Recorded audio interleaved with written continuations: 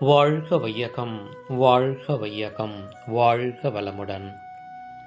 அருள் தந்தை வேதாத்ரி மகரிஷி அவர்களின் நாள் ஒரு நற்சிந்தனை. அக்டோபர் மாதம் 30ஆம் தேதி. தலைப்பு மகா மறைபொருள். இருப்பு களம், இயக்க களம், வான் உலவும் கோள்கள், ஓரறிவு முதல் 6 அறிவு வரை வாழ்ந்து கொண்டிருக்கும் உயிர் வகைகள் அனைத்தையும் பயனாய் காண்பவன் மனிதனே. இவ்வளவு பொருட்களுக்கும் இயக்கங்களுக்கும் மனித மனம் அளிக்கும் மதிப்பும் இவற்றால் மனிதன் அடையும் பயனும் தான் பேரியக்க மண்டலத்தில் குறிப்பிடத்தக்க சிறப்புகள்.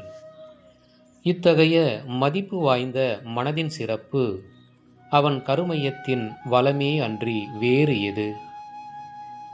உடலுக்கும் மனதிற்கும் இடையே, தனிமனிதனுக்கும் சமுதாயத்திற்கும் இடையே, மனிதனுக்கும் வான்கோள்களுக்கும் இடையே, மனிதனின் முன் பிறவிக்கும் பின் பிறவிக்கும் இடையே பாலம் போல அமைந்து இறை, உயிர், மனம் எனும் 3 மறைப்பொருட்களுக்கும் இருப்பிடமான மகா மறைப்பொருள்தான் கருமையம்.